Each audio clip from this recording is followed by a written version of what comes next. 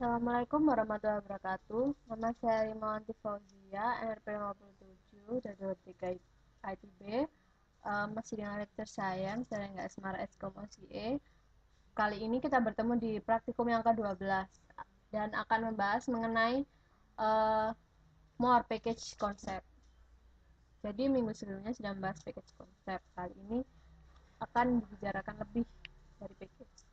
Jadi ada beberapa objektif atau tujuan dari praktikum kali ini. Yang pertama, membuat package yang menggunakan fitur overloading, mendeskripsikan error dengan mutually referential subprogram. Tiga, menginisialisasi variabel dengan sebuah on-time only procedure. Dan yang terakhir, mengidentifikasi keadaan persisten atau terus-menerus. Jadi kita ada main subject atau pokok bahasan pada praktikum kali ini yang saya bagi. Jadi ada yang pertama, overloading. Kemudian, package function, kondisi, persisten. Yang ketiga, baik langsung aja kita masuk yang pertama adalah overloading. Jadi, overloading memungkinkan kita untuk menggunakan nama yang sama untuk subprogram yang berbeda di dalam sebuah blok PL/SQL, sebuah subprogram atau sebuah package. Membutuhkan parameter formal dari subprogram untuk membedakan antara angka, urutan, atau tipe data. Memungkinkan untuk membangun dengan lebih fleksibel karena user atau aplikasi tidak dibatasi oleh tipe data yang spesifik atau angka atau parameter yang formal. Jadi, catatan, hanya subprogram lokal atau terpackage yang bisa di-overloaded. Subprogram yang berdiri sendiri tidak dapat di-overload. Contohnya, pada program PLSQL overpack. Jadi kita membuat create or replace package, jadi membuat atau menggantikan jika sudah ada package dari overpack adalah prosedur update namanya dengan parameter pdepno, parameter in di mana sama dengan tipe kolom departemen ID tabel departemen, kemudian pname parameter in departemen dengan kolom departemen name dan tabel departemen di mana kita menginisiasi defaultnya unknown. Kemudian ada pilot dan prosedur yang kedua ada prosedur ini ada overloading, jadi masih ada prosedur adapt sama namun berbeda parameter kayak gitu. Dan n overpack dan maka package akan terjadi. Contoh lagi overpack body.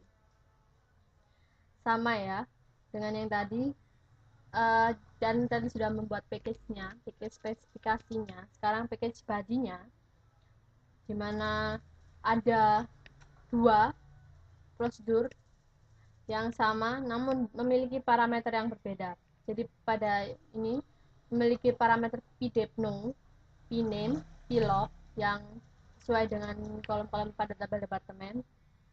Dan sedangkan yang ini hanya memiliki parameter pname dan log. Dimana kalau prosedur yang pertama kita menginsert atau menginsert data dari kolom-kolom ini yang value-nya adalah value dari prosedur yang telah kita buat. Sedangkan pada ini kita juga menginsert pada tabel dengan value yang telah kita buat pada prosedur di atasnya. Kemudian n prosedur dan n package body. Nah, jadi kebanyakan fungsi bawaan adalah overloaded. Contohnya, lihat fungsi toChar pada package standar. Jadi function toChar dengan parameter P1 tipe date, function toChar P2 pada tipe number, dan yang ketiga ini function toChar dengan dua parameter P1 P2 dengan tipe date dan varchar 2 yang mengembalikan nilai. Kemudian yang terakhir ini sama tapi berbeda parameter. Jadi jika sebuah subprogram bawaan dideklarasikan kembali Dalam sebuah program PLSQL, deklarasi lokal akan mengoverride atau menindih deklarasi globalnya. Itu adalah konsep dari overload. Menggunakan deklarasi forward. Jadi, sebelumnya kita harus mendeklarasikan identifier sebelum mereferensikan mereka.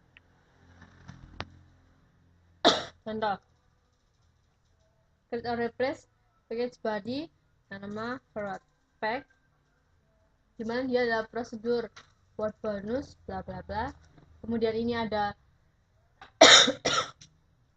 sebuah function call starting. Di sini legal reference karena ini sudah dipanggil sebelum kita mereferensikan mereka, makanya ini disebut illegal reference.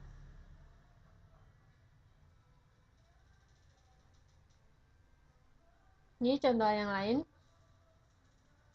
kita membuat masih sama dengan forward page, dimana kita buat deklarasinya file routing mendeklarasikan. Nah, baru kita bisa menggunakannya pada subprogram di bawahnya. Jadi kita memanggil lagi fungsi prosedur class routing, kemudian kita gunakan. Dan kalau ini sama, namun ini akan mengoverload di atasnya. Membuat sebuah one time only prosedur. Jadi prosedur yang hanya sekali. Contohnya, kita membuat package tax, di mana tax dengan tipe number, kita deklarasikan prosedurnya, fungsinya apa, kemudian di end. Nah, pada ini kita membuat atau mereplace package body tax, di mana kita bla bla bla, kita mendeklarasikan variabel privat, mendefinisikan public atau private prosedur atau function. Kemudian kita pada subprogram kita select red value ke dalam tax dari tabel tax set yang red name-nya tax. Jadi kita di sini cukup bisa membuat hanya sekali, namun kita bisa menggunakannya berkali-kali. Sebab yang kedua, package function. Batasan dalam penggunaan package function. Sebuah fungsi dipanggil dari sebuah query atau statement DML tidak dapat mengakhiri transaksi yang sedang berlangsung, seperti create atau rollback ke sebuah save point atau alter terhadap sistem atau session. Sebuah statement query atau sebuah statement DML yang diparalel tidak dapat menjalankan sebuah statement DML atau memodifikasi database. Sebuah statement DML tidak dapat membaca atau memodifikasi tabel yang sedang dimodifikasi oleh statement DML. Jadi pemanggilan catatannya, jadi pemanggilan subprogram yang melanggar batasan di atas jika itu tadi, maka tidak akan diperbolehkan oleh Oracle. User define package function. Contohnya adalah package tax pack. Jadi kita membuat atau mereplace package dengan nama text pack, di mana dia adalah sebuah function text yang parameternya p-value, tipenya number, mengembalikan nilai number. Kemudian kita membuat package body-nya, text packs itu tadi, di mana function text dengan p-value tadi itu adalah number, sebuah variabel dengan tipe number yang itu nanti pertamanya diinisiasi 0,8, kemudian di return, di mana p-value nanti nilai-nilainya nanti akan dikalikan dengan v-rate-nya yaitu 0,08. Itu adalah user define. Jadi kita mendefinisikan sendiri fungsi dalam package kita. Melibatkan package function yang kita definisikan. Jadi melibatkan cukup seperti ini aja. Kita panggil dari namanya, nama package-nya, kemudian function-nya, dan kemudian nilai apa yang akan kita lewatkan. Pada kali ini misalnya salary. Kemudian kita select bagi salary last name dan dari tabel invoice. Maka sebab pembahasan yang ketiga dan yang terakhir, kondisi persisten. persistent state of package variable. Contohnya, kita create or replace package com package di mana ada variabel gcom yang di penambah dan inisialisasi ke nilai 10. Prosedur, kemudian resetcom. Jadi kita memanggil prosedur resetcom di mana dia adalah tipe parameternya pcom yang bertipe number. Kemudian pada package body-nya kita deklarasikan function validate.com, parameternya pcom yang akan mengembalikan ke tipe boolean true or false, dimana vmax.com number kita mulai. Jadi kita memvalidasi commission untuk kurang dari maksimum commission pada tabel. Jadi itu fungsi dari vmax.com. Kemudian pada prosedur resetcom kita memanggil validate.com dengan spesifikasi dengan nilai yang telah dispesifikasi.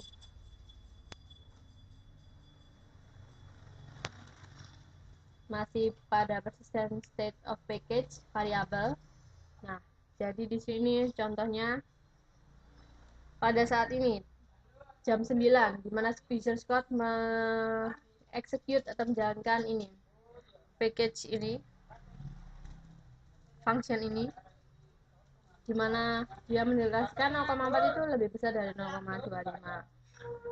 Sedangkan pada John pada jam yang setelah Visual Code dia menginsert dan mendeklarasikan lagi jika maxcom-nya itu 0,8, kemudian dieksekut pada jam seperti ini, dimana dia berbeda ya deklarasinya dengan Scott, dimana 0,8 itu bisa dari 0,5. Nah, kemudian pada user Scott juga eksekusi lagi, ini beda cerita.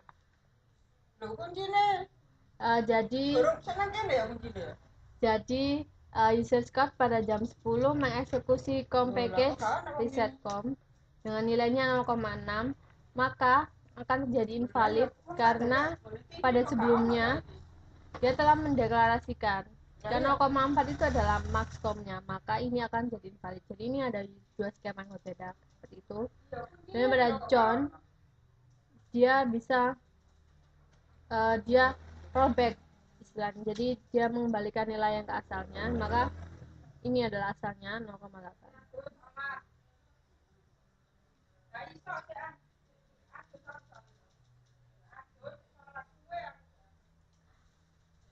Seperti itu.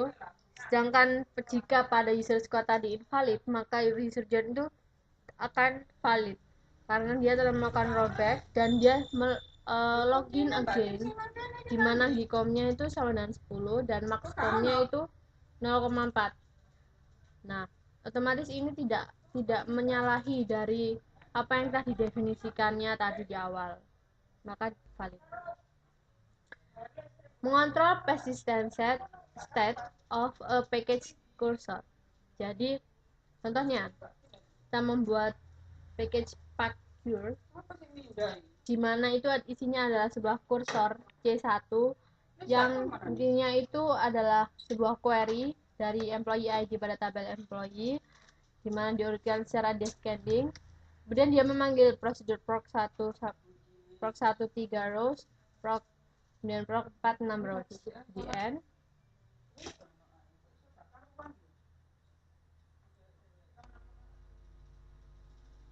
Dimana nanti sekarang kita membuat package body-nya, dimana kita deklarasikan vmno tipenya number, kemudian prosedur tadi yang telah dipanggil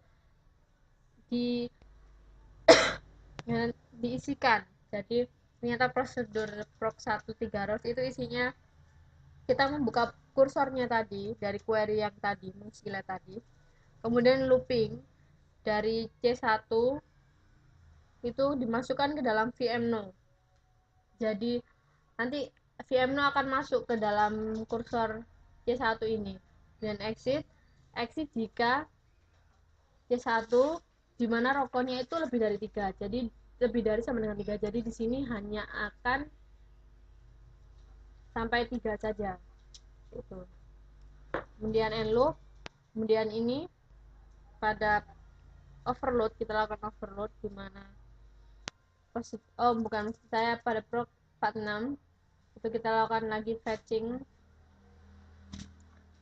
namun pada kali ini sampai row count-nya 6 gitu.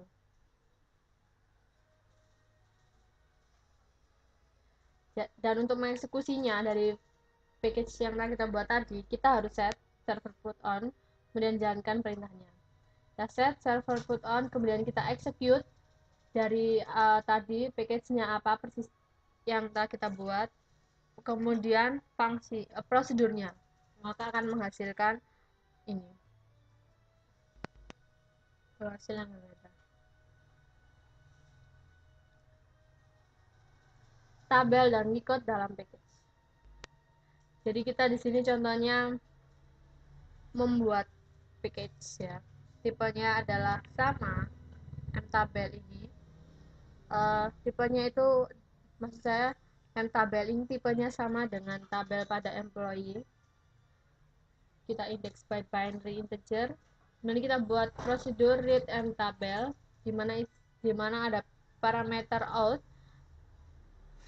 pmtabel, dan mtabel type. Kemudian kita buat package body-nya.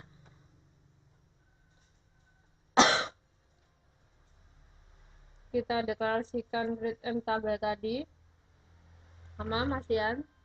Jadi pmtabel dan mtabel type ini adalah sebuah variabel yang dimasukkan dalam parameter yang nanti akan saling memberikan hasil kembalian, return value-nya. Dan kita misalkan binary integernya itu 0, kemudian begin, kita lakukan looping mrecord, kita select dari tabel employee di mana nanti pmtabel itu datanya adalah sama dengan mrecord, jadi sama dengan semua yang ada di tabel employee. Kemudian kita pluskan i, ini adalah i++, istilahnya kayak gitu. Kemudian kita end tabelnya, kemudian end package-nya. Jadi kita bisa membuat tabel baru dengan sebuah package. Baiklah, ini adalah akhir dari pertemuan yang ke-12. Terima kasih atas perhatiannya. Sampai jumpa. Was waiting for practice.